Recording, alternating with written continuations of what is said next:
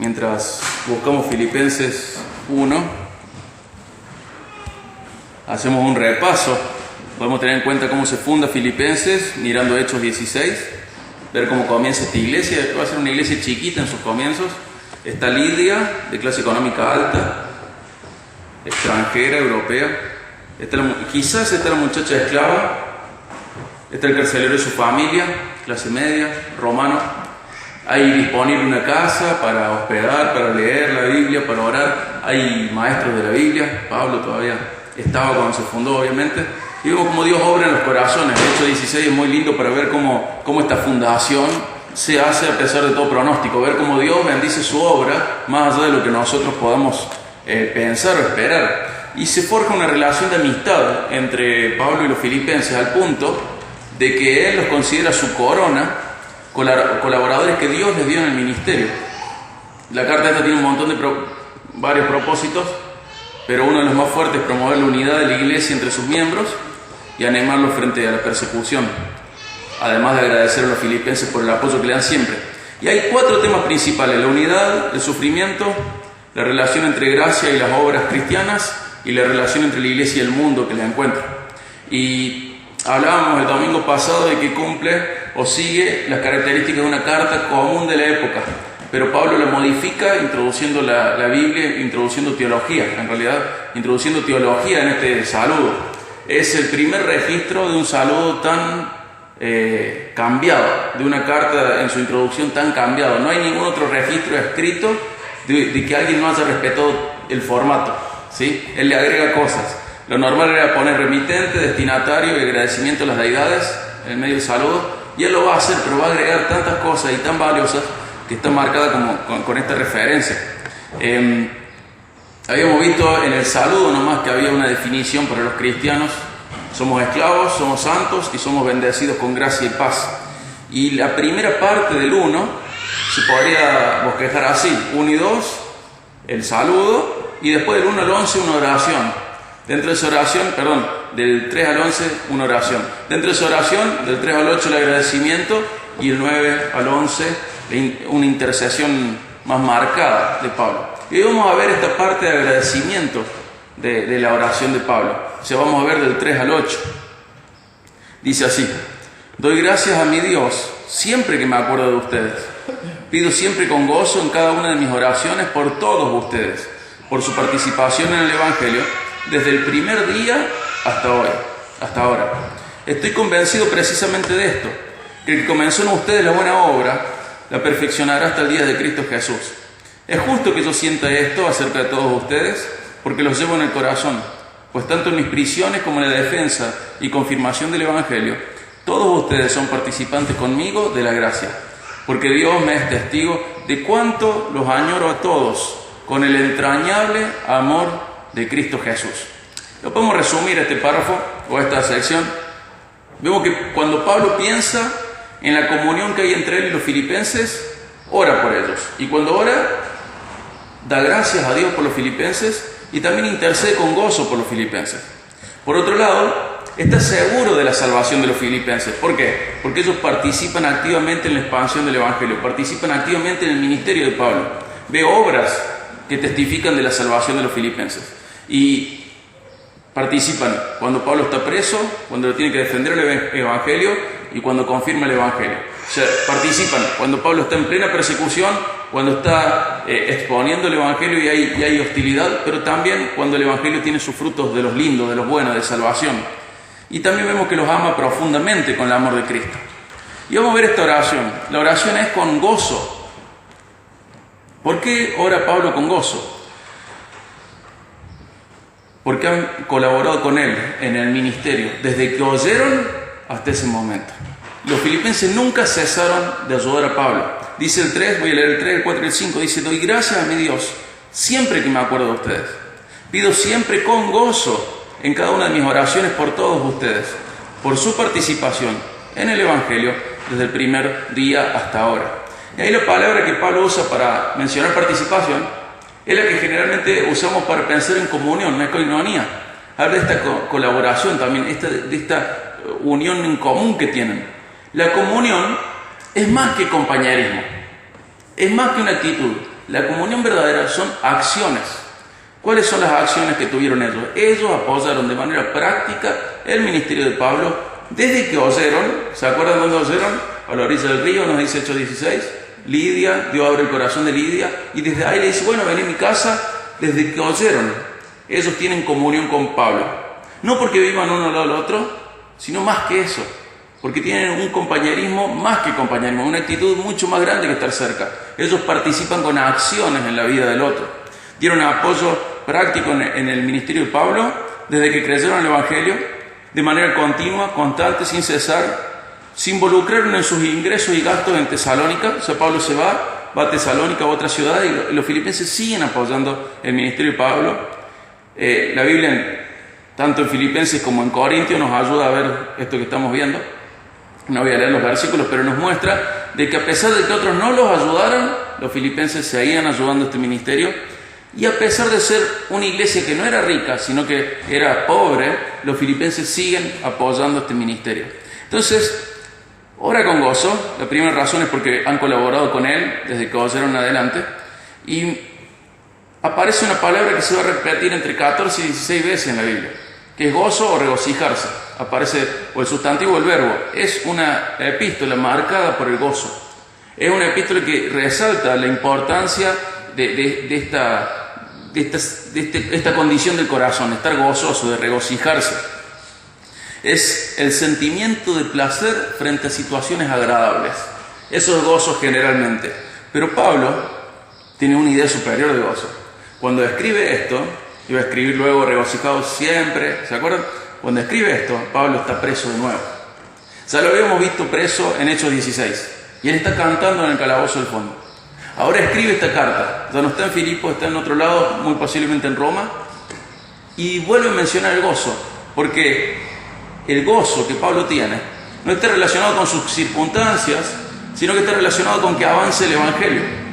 Pablo ve el Evangelio avanzar, ve el reino de Dios avanzar, ve el Evangelio proclamarse y lo llena de gozo. Ese gozo nadie se lo puede quitar. A los otros tipos y a las otras fuentes de gozo podían ser quitadas, pero ver el Evangelio ahí permanecer, crecer, el reino extenderse, era lo que a Pablo le daba gozo. Entonces fíjense, por ejemplo, el 1.18, para que veamos un poco de esta actitud. Filipenses 1.18. Dice, entonces que de todas maneras, ya sea fingidamente o en verdad, Cristo es proclamado y en esto me regocijo. Sí, y me regocijaré. Pablo está diciendo que hay gente que habla mal de él, hay gente que le hace la vida imposible, hay gente que entorpece el ministerio de él. Pero dice que lo mismo está siendo proclamado el Evangelio. Entonces fíjense cómo está el corazón de Pablo, tan transformado por Dios, que aunque hablen mal de él, aunque hagan la vida imposible a él, aunque le estorben, si el Evangelio avanza, ya sea fingidamente o en verdad el ministerio del otro, pero que el Evangelio avanza, dice, eso le da gozo, lo llena de gozo. Él se regocija en que el Evangelio avanza. ¿Nuestro corazón es igual? El mío no. Yo no estoy tan transformado. Mi gozo generalmente es de una persona inmadura, que funciona si las circunstancias son agradables, funciona si las cosas están como yo quiero. Y el Evangelio siempre avanza. Cuando Jesús habla de la iglesia, dice, ni siquiera las puertas del Hades van a prevalecer con ella, frente a ella. La iglesia avanza. El gozo, si está fundamentado en algo que sí funcione, que sí avanza, debería permanecer constante. ¿Y cuántas veces nuestro corazón está buscando gozo en cosas que no van a darnos un gozo constante? La economía estable, nuestra familia no es estable. La gente se muere, la gente se va. La iglesia es estable y avanza y va a seguir avanzando porque es parte del reino de Dios y va a seguir avanzando. ¿Y cómo avanza? A través de la proclamación del Evangelio. Y si queremos tener un gozo estable, constante, en parte tenemos que aprender a dejarnos transformar de esta manera y ver con ojos espirituales. La iglesia avanza y las puertas se cierran, pero son otras puertas, son las de... El que esté escuchando esto grabado después no va a entender nada, pero se cerró la puerta. Pensé que iba a ser más fuerte el portazo. Pero vemos que el gozo de Pablo estaba fundamentado, estaba descansando en que el Evangelio avanza. ¿Se dan cuenta que podríamos ser más gozosos de lo que hoy somos? Si tuviéramos más en mente lo que Pablo tenía en mente. ¿Se dan cuenta que muchas veces nuestra tristeza está por poner como fuentes de gozo cosas que van a hacer que se caiga el gozo sobre cosas inestables? Qué lindo sería tener un corazón tan maduro como el de Pablo. Y no importa si está en la cárcel una vez, u otra vez, u otra vez. Qué torturado este hermano. Con varas, con azote, dado por muerto, apedreado, en naufragio, gozoso. Porque su gozo estaba donde debería estar el nuestro, en la obra de Dios. Ahí él encontraba su gozo. Y vemos que él ora con gozo por los filipenses. La primera razón es porque colaboraron con él. Y la segunda razón es porque está convencido de que Dios perfeccionará la obra que comenzó en los filipenses. En el versículo 6, en el 1:6 dice: estoy convencido precisamente de esto, que el que comenzó en ustedes la buena obra, la perfeccionará hasta el día de Cristo Jesús. Está hablando de la salvación. La salvación es iniciada por Dios. La salvación comenzó en la eternidad, en un momento de nuestras vidas, en el cielo. Fuimos salvos, somos salvos, seremos salvos, pero es algo que Dios inició. Y hoy no está completa. Ni la de los filipenses ni la nuestra. No está completa. No está completa. Por eso sufrimos, por eso nos morimos, por eso estamos sujetos a este cuerpo, así caído. Pero Pablo ve a los filipenses y dice: lo que Dios comenzó en la vida de ustedes, que es la salvación, lo va a completar. Dios lo va a continuar hasta el fin. Va a ser pleno el día de Jesucristo, el día que Jesús glorifique los suyos. Esto le da gozo a Pablo. ¿Por qué Pablo ora con gozo cuando piensa en los filipenses? Porque los filipenses colaboraron, pero además porque son salvos. Y él ve, ya lo vamos a ver más adelante, de que él está seguro de la salvación justamente por sus obras, porque ellos colaboraron. La salvación nuestra se expresa en acciones, tiene frutos, tiene manifestaciones. ¿Y quién la comenzó? Dios. Y dice la Biblia que Él comienza esta obra y la termina. Nosotros podemos comenzar una carrera y dejarla. Podemos empezar a revocar una pared y dejarla. Podemos comenzar un trabajo y dejarlo. Podemos comenzar tantas cosas en la vida y dejarlas. Pero Dios no es así. Dios comienza la salvación de alguien y la termina. La salvación es del Señor, de principio a fin. No es nuestra. Y eso le da gozo a Pablo. Y eso nos debe dar gozo a nosotros. Él inició esta obra y va a seguir continuándola y va a ser plena hasta el día de Jesús. En Romanos 8:30 dice que los que predestinó, a estos también llamó. A los que llamó, también justificó. A los que justificó, también glorificó. Dios está al mando de la obra de salvación, desde el inicio, desde el decreto, luego en el inicio y hasta el fin. Eso nos tiene que dar gozo. No somos, ni seremos nunca, algo que Dios comenzó y no terminó. Los que somos hijos de Dios, somos algo, estamos salvados de tal manera que Dios comienza esta obra y la va a terminar. Tiene muchas implicancias esto. Dios no se va a olvidar de vos. Dios no va a darse por vencido con vos. Dios no va a dejar de buscar que Cristo sea formado en tu vida. Dios no va a dejar de ser tu pastor. Dios no va a dejar de ser tu padre. Dios no va a dejar de ser tu salvador. Dios no va a dejar de ser tu fuente de gozo. Dios no va a dejar de ser tu fuente de esperanza. Dios no va a dejar de ser nada de lo que Él es. Porque Él comenzó esta obra y la va a terminar. Él te va a seguir proveyendo consuelo, esperanza. Él va a seguir proveyendo para tu transformación. Él va a seguir trabajando en vos. Él comienza esta obra y si es Él el que la comenzó, la va a continuar. Cuando Dios comienza algo, lo termina. No es como nosotros, no le agarra un momento de procrastinación y dice: mañana sigo con la vida de tal. No le agarra un momento de cansancio, Dios no se cansa. No le agarra un momento de amnesia: ay, me olvidé lo que tenía que hacer con Diego. No, Él no le pasan esas cosas. Él comienza esta obra y Él la termina. Él la termina.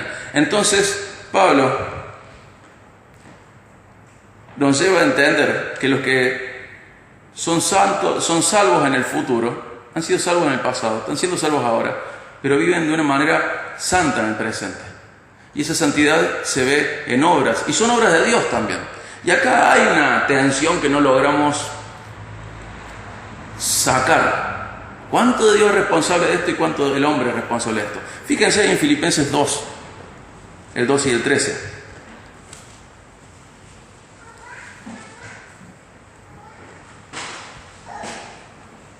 Dice: así que Amados míos, tal como siempre han obedecido, no solo en mi presencia, sino mucho más en mi ausencia. Ocúpense en su salvación con temor y temblor.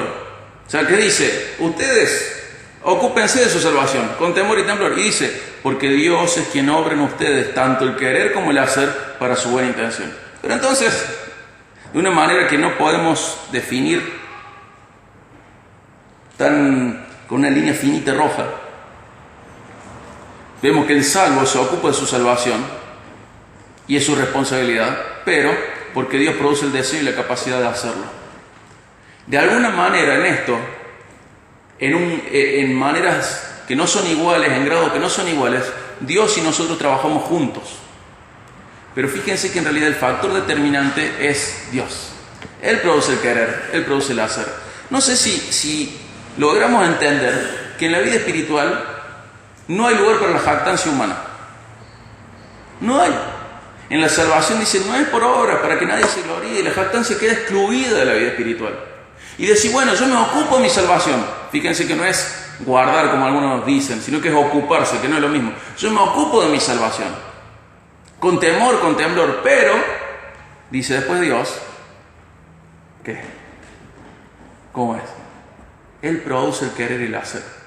Pero entonces, ¿cómo? Lo que está mostrándonos Pablo es que cuando uno se ocupa de Dios, de su salvación, es porque Dios está sosteniéndolo. No te podés jactar de que vos te ocupás de tu salvación. Es lo que se espera de vos por el trabajo que Dios está haciendo dentro tuyo. Dice que Él produce el querer y el hacer. Él produce el deseo y la capacidad de hacer eso. Él lo produce. Dios salva. Y todo el proceso, toda la vida espiritual, nos deja sin posibilidad de jactarnos. Todo descansa en sus acciones. Él es el que lo hace. Él obra en nosotros el querer y el hacer. Él obra el deseo de hacer lo bueno y Él obra la capacidad de hacer lo bueno. ¿El creyente tiene una responsabilidad? Sí, de ocuparse en su propia santificación. Pero Dios produce que el creyente pueda ser responsable con eso. Dios lo hace. Dice un compositor de himnos, no sé cómo se pronuncia, Harriet Auger, algo así, siglo XVII, no, XVIII y XIX, dice, toda virtud que poseemos, toda gloria, toda victoria alcanzada, todo pensamiento santo, solamente tuyos son. Nosotros tenemos que aprender a tener gozo en que Dios es el que sostiene todo esto. Dios lo sostiene, por lo tanto va a continuar. Él produce estas cosas. Él las va a continuar, Él las va a terminar. Nos llama a la responsabilidad, sí, pero Él produce que tengamos ganas de ejercer esta responsabilidad y que tengamos la capacidad de ejercerla. Y queda afuera toda jactancia, no solo la justificación, sino también la santificación. A pesar, insisto, de que cooperemos con Dios de una manera y un grado que son difíciles de definir y que son diferentes, el factor determinante es Dios, es portado por Dios. Lo digo de otra manera. Dios me pide santificación. Dios me pide que me ocupe de esto que he recibido, la salvación, con temor y temblor. Dios me pide que sea responsable. Pero no es un trabajo 50 y 50. Es un trabajo que no sabemos definir en porcentaje. Que Dios nos llama a nosotros a ser responsables, pero dice, guarda, porque esta responsabilidad la produce Dios y la capacidad de ser responsable también la produce Dios. De tal manera que podemos gozarnos, porque si lo produce Él, va a seguir creciendo, va a seguir continuando. Está en sus manos esto, está en sus proyectos, está en sus decretos. Esto va a continuar. En toda la salvación queda afuera la jactancia del hombre. Él produce el querer, Él produce el hacer. Él es el que produce todo. Nosotros aportamos, sí, pero no de la manera en la que Dios aporta. No es que somos un equipo y dice, bueno, vos defendés el arco y yo hago los goles. No. De alguna manera cooperamos en esto, pero nuestra cooperación no es lo determinante. Lo determinante es la obra de Dios en la vida de los creyentes. Y vemos que estas dos razones, estas dos razones por las cuales tenía gozo Pablo, que colaboraron con él y que está convencido de que son salvos, están relacionadas entre sí. ¿Cómo están relacionadas? Porque los filipenses ayudaron al Pablo en el ministerio. ¿Y por qué ayudaron al ministerio? Porque Dios estaba obrando en ellos. La obra de Dios en los filipenses se manifestaba en obras. La salvación se manifiesta en obras. Nosotros podemos recordar Efesios 2:10, ¿se acuerdan? Somos hechura suya, creados en Cristo Jesús para hacer buenas obras. Para buenas obras. O sea que Dios nos hizo de nuevo en Cristo, nos hizo nacer nuevo, pero con una función, para hacer buenas obras. Y dice, las cuales Dios preparó de antemano para que anduviéramos en ellas. O sea que Dios preparó. ¿Cómo se va a manifestar que somos una nueva creación? En las obras que hacemos. Porque nos hizo nuevos para esas obras, ese es el propósito. Las obras no sostienen nuestra santificación para nada, nuestra salvación para nada, pero sí muestran nuestra salvación. Las obras muestran nuestra salvación. Un versículo más claro, Santiago 2:17. La fe sin obras es muerta. Está muerta esa fe. Es falsa, no es verdadera, no fue una nueva creación. Es una fe intelectual, es una fe que no tiene practicidad. ¿Cuánta gente tiene este tipo de fe? Que no tiene obras. Pero Pablo ve que estos hermanos, los filipenses, nunca dejaron de obrar a favor del Evangelio. Nunca dejaron de tener obras. Entonces Pablo dice, no, acá Dios comenzó una obra y así como la comenzó, la va a terminar. Porque esta fe, la de salvación, está íntimamente ligada a las obras. Y a veces nos confundimos y podemos pensar en obras como la que puede tener cualquier vecino. El vecino no es regenerado. El vecino no está hecho nuevo en Cristo Jesús. Entonces tenemos que entender que lo nuestro es muy superior a lo que cualquiera puede hacer. Cuando nuestras vidas son iguales que la del vecino, el mejor de los vecinos, es porque falta algo ahí. Falta algo. Dios nos ha dado el deseo a los salvos, el deseo y la capacidad de hacer mucho más. Y tenemos que seguir creciendo en esto. Y esto trae como resultado que los filipenses son amados por Pablo. Fíjense en Filipenses 1, 7 y 8. Son amados por Pablo. Dice, es justo que yo sienta esto acerca de todos ustedes, porque los llevo en el corazón, pues tanto en mis prisiones como en la defensa y confirmados del Evangelio, todos ustedes son participantes conmigo de la gracia, porque Dios me es testigo de cuánto los añoro a todos con el entrañable amor de Cristo Jesús. Dice, es justo, es lógico que yo viendo la vida de ustedes, ver cómo ustedes desde el principio han estado trabajando y creciendo en santificación, al ver la vida de ustedes, es justo que yo sienta de que ustedes son salvos. Es justo que los ame. Es justo que los lleve en el corazón. Dice que los lleva en el corazón y dice que los ama profundamente con el amor de Jesús. ¿Por qué así? Dice otro comentarista, Vine, dice, el Evangelio derriba a sus adversarios y fortalece a sus amigos. La relación de amor entre Pablo y los filipenses tiene que ver porque ambos participaban en la extensión del reino de Dios, en la proclamación del Evangelio. Ellos sostenían a Pablo cuando fue censurado, cuando fue atacado y cuando fue recibido. En las plazas, en la sinagoga, en las cárceles, ellos nunca dejaron de apoyar a Pablo. Cuando las otras iglesias dejaron de apoyarlo, ellos no lo hicieron. Y Pablo, al ver este hambre, este deseo, esta realización de estas obras de los filipenses, dice, no, acá Dios comenzó una obra y así como la comenzó va a ser fiel en terminarla. Y no puedo hacer otra cosa más que amarlos, porque estamos en la misma batalla. No salimos todos a fundar iglesias, pero sí están conmigo cuando fundo una iglesia, están conmigo cuando estoy en la cárcel y están conmigo cuando soy rechazado por causa del Evangelio. Ustedes están conmigo y entienden hacia dónde vamos y qué es lo importante de esta vida. Y este motivo extra para amarlos es que ellos participan de esta gracia. Si nosotros tenemos en cuenta el contexto, si tenemos en cuenta lo que Pablo está desarrollando, esta gracia no es participar de la salvación que tienen en común, sino es participar del ministerio, porque el ministerio también es una gracia de Dios. El ministerio es un regalo de Dios, es una gracia de Dios. Y vemos que no solo la salvación, no solo la justificación, no solo la santificación, no solo el arrepentimiento, no solo la fe, el ministerio también es una gracia de Dios. También debería quedar fuera la jactancia, porque es un regalo de Dios que se vive y se comparte en comunidad. Y Pablo lo está haciendo. Está en otro lado, pero esta iglesia que comenzó al lado del río, con muy poca gente, nunca deja de estar con Pablo, apoyándolo de cerca, de lejos, en la cárcel, en libertad, en las plazas, en la sinagoga, está ahí. Y Pablo los ama, porque de esta manera Pablo es sostenido en el ministerio. A nosotros, creo que ninguno de nosotros, de los que estamos acá, es originario de acá, de la tierra en la que vivimos. Todos nosotros somos descendientes de europeos, en un grado o en otro, pero somos descendientes de europeos. Lidia es quizás la primera europea convertida. Lo que quiero decir es que esta cadena que comienza en algún momento porque Pablo va a la orilla del río y luego sostenido en sus viajes, nos ha afectado a nosotros. Nosotros somos el fruto de ministerios que han sido sostenidos por iglesias, de misioneros que han sido sostenidos por iglesias. Nuestra salvación es el producto de la obra de Dios en la tierra a través de cosas como las que estamos leyendo. En algún momento alguien entendió el Evangelio, por ejemplo Lidia, y cuando lo entendió se comprometió con la obra de la expansión del Evangelio. Esta iglesia chiquita, pobre, débil, está comprometida full. Los filipenses están comprometidos con la expansión del Evangelio. Y en algún momento esto continúa y continúa y continúa hasta llegar a nuestras familias, a nuestros corazones. Ha llegado el Evangelio a nosotros. Pero nuestra generación tiene un gran peligro.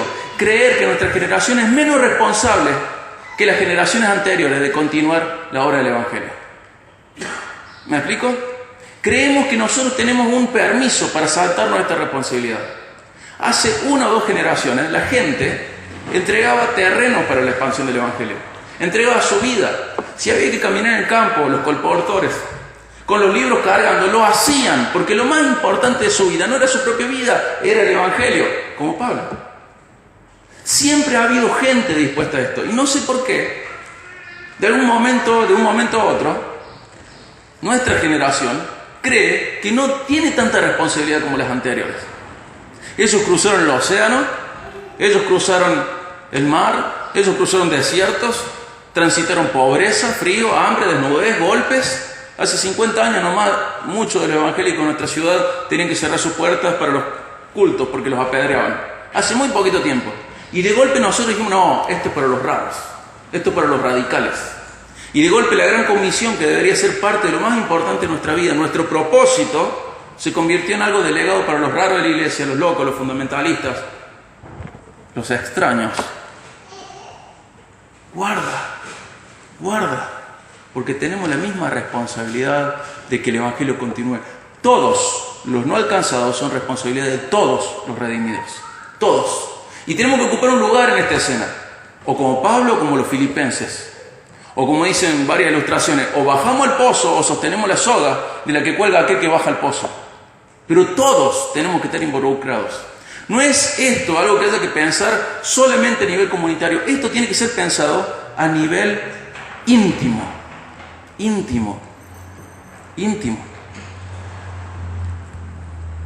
Participar de esto, del ministerio, es una gracia. ¿Cómo podría frustrarnos un regalo de Dios? Solamente si no lo valoramos. El ministerio es un regalo de Dios. Y a veces solemos aflojar porque las cosas no se dan como nosotros queremos. Imagínate una ofrenda una iglesia que le ofrenda a un hombre que va preso a cada rato.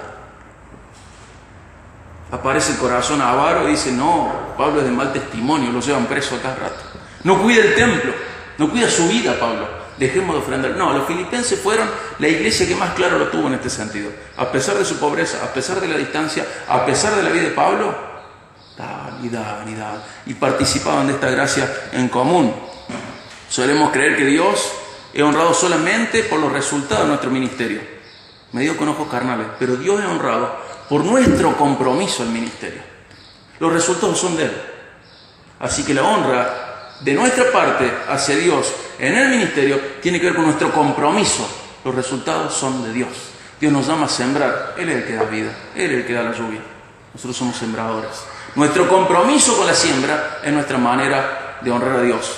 No los resultados, son de Dios los resultados.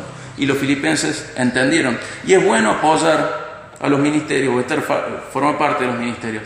Nosotros generalmente oramos, pero creo que muchas veces estamos en condiciones de ser la respuesta a las oraciones que levantamos. Señor, no dejes solo al misionero. Vos podés ir. Señor, provee para sus necesidades. Vos podés proveer. Dios te dio para eso, no sos dueño de nada, sos administrador de todo. Y cuanto menos le des a Dios, peor administrador sos. Y Dios exige que lo suyo sea para Él. Y tenemos que aprender a cuidarnos. Esta iglesia va a apoyar a Pablo en otros viajes misioneros, incluso cuando ninguna otra iglesia lo hace. Va a ser el ejemplo dado a los corintios de la iglesia que ofrenda, a pesar de ser una iglesia predominantemente pobre. Mira, acompáñame a 2 Corintios 8. Vamos a ver cómo eran los filipenses. 2 Corintios 8.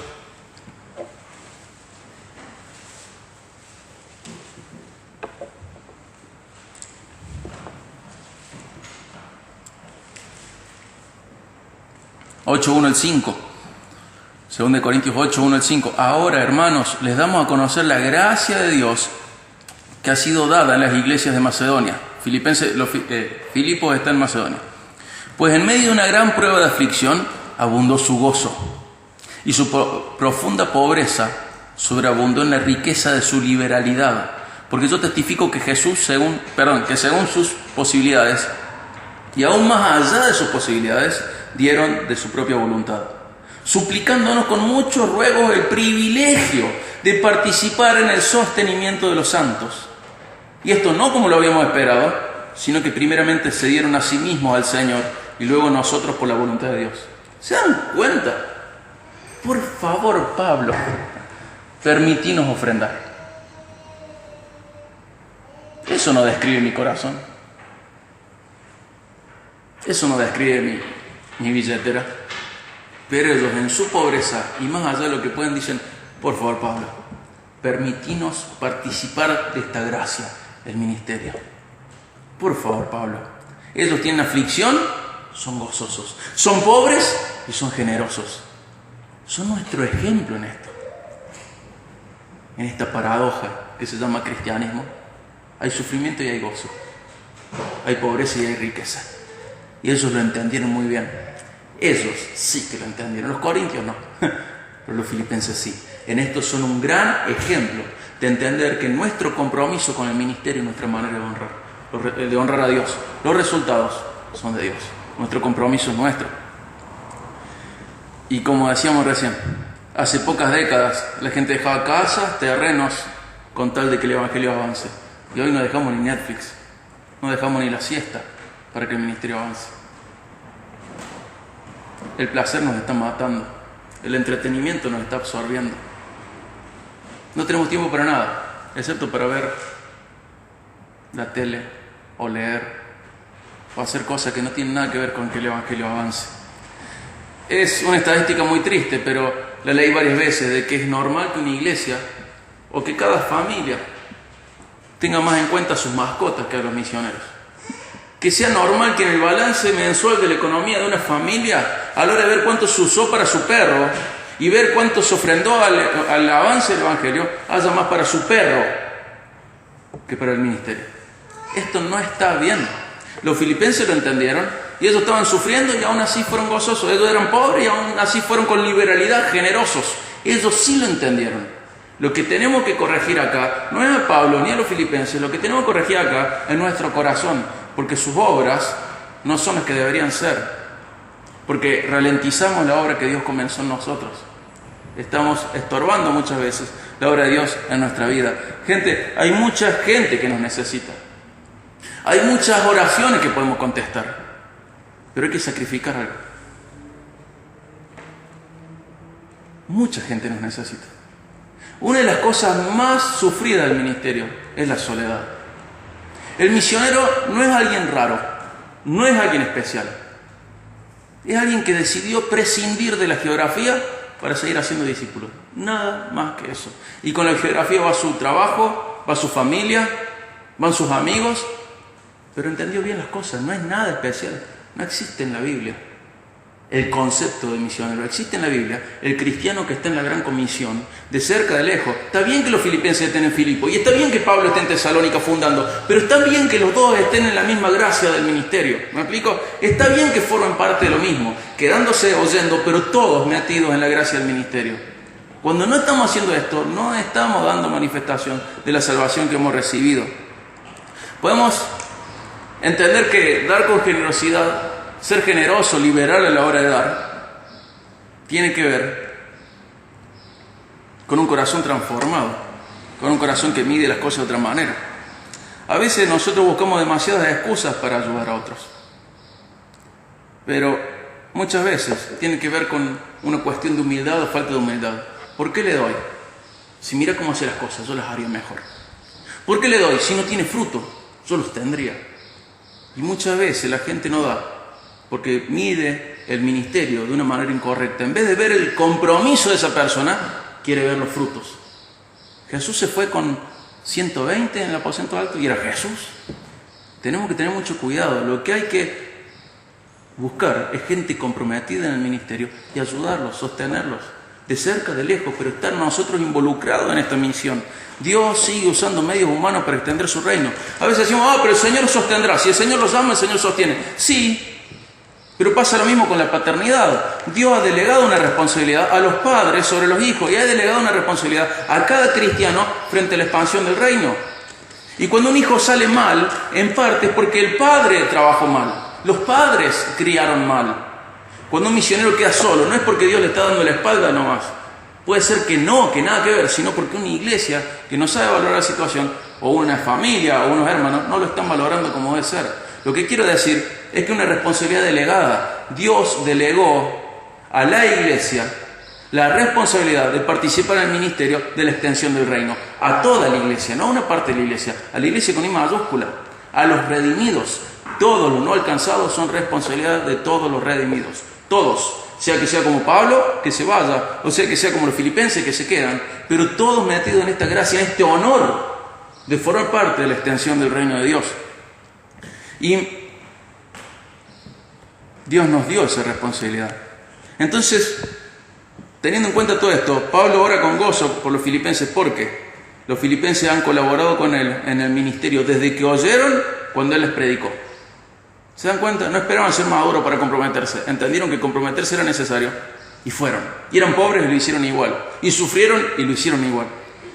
Pablo ora con gozo por los filipenses porque está convencido de que son salvos, que Dios comenzó una obra y la va a terminar en ellos.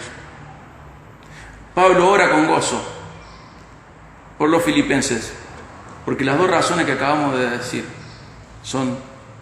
están relacionadas. Colaboran en el ministerio porque Dios comenzó una obra en ellos, porque son salvos. Y Pablo ora con gozo por los filipenses, porque son amados por Pablo. Y los filipenses aman a Pablo. Ahora las preguntas. ¿Hay alguien a quien estás apoyando y bendiciendo para colaborar en la extensión del reino de Dios a través de la proclamación del Evangelio? Tener un compromiso, porque esto no es para delegarlo a la iglesia. Nosotros somos la iglesia. ¿Hay alguien que está en tu corazón y en tu billetera y en tu teléfono para sostenerlo, para ayudarlo? Tiene que haber alguien. Tiene que haber alguien. Porque hay mucha gente que necesita. Y la mies siempre es mucha. Y siempre tenemos que estar pidiendo a Dios que mande obrero a su mies. Pero lo sostiene a través de medios humanos. Nosotros. Tiene que haber alguien en tu corazón. ¿Tenés alguien con quien comprometerte? Si no hay nadie, pensá, hay mucha gente. Comprometete de corazón como familia. Comprometete al avance del reino. ¿Hay alguien que ve como obvia tu salvación por las obras que haces? Pablo ve las obras de los filipenses y dice, no, Dios acá comenzó una obra, así que la va a terminar. ¿Hay alguien que al ver tu vida, al ver las obras de tu vida, está seguro de la salvación de Dios? ¿Ve el obrar de Dios en tu vida? ¿Hay alguien que ora por vos con gozo porque ve la obra de Dios en tu vida? Alguien te ve y dice, voy a orar por tal persona, pero con gozo. Nuestras oraciones no siempre son con gozo, realmente son con tristeza y pidiendo. Pero aquí hay un modelo de oración diferente, con gozo, agradeciendo por la obra de Dios en la vida de los demás. Tenemos que involucrarnos y tenemos que dejarnos transformar. Y viendo la vida de Pablo y viendo la vida de los filipenses, les pido que me acompañen a Hebreos 13. 20 al 21.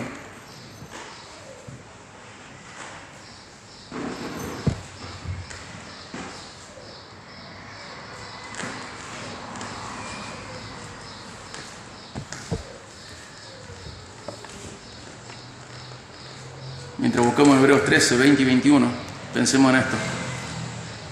Qué lindo que alguien ore con gozo por nosotros, porque colaboramos en el ministerio, porque es obvia la obra de Dios en nuestras vidas y porque somos amados. Tenemos que llevar este tipo de vida como el de Pablo y el de los filipenses. Dice Hebreos 13, 20 al 21. Y el Dios de paz, que resucitó de entre los muertos a Jesús nuestro Señor, el gran pastor de las ovejas, mediante la sangre del pacto eterno, los haga aptos en toda buena obra para hacer su voluntad, obrando Él en nosotros lo que es agradable delante de Él, mediante Jesucristo, a quien sea la gloria por los siglos de los siglos. Amén. El escritor de Hebreos, cuando escribe esta carta a los hebreos, pide lo mismo por ellos que lo que nosotros podemos pedir por nosotros hoy después de haber leído esto. Que el Señor nos haga aptos para todas estas buenas obras, para hacer su voluntad, dejando que lo obre en nosotros lo que es agradable delante de Él, mediante Jesucristo, quien tiene que tener la gloria de todo esto. Que este Dios de paz transforme nuestra vida, transforme nuestro entendimiento, transforme nuestra economía, transforme nuestras prioridades, transforme nuestra agenda, transforme nuestro corazón, para que participemos de esta gracia que se llama el ministerio de la extensión del reino de Dios, del Evangelio. Nos encantan las historias de los misioneros jugados. Nos encantan, nos fascinan, nos sorprenden. Dios quiere más que eso. Dios quiere que seamos eso. Nos gusta leer estas historias, pero esta es la historia del cristianismo, no de los raros, sino la historia de los que fueron más obedientes a Dios, como los filipenses, como Pablo, y como todas esas obras que fueron avanzando. Esta generación sigue teniendo la misma responsabilidad que tenía Pablo y que tenían los filipenses. Y Dios nos puede hacer aptos para esta buena obra. Y Dios puede obrar en nosotros para que sigamos en esto. Y Dios puede hacer que nuestras obras sean agradables delante de Él, porque produce ese tipo de obras. ¿Sí? Vamos a orar para finalizar.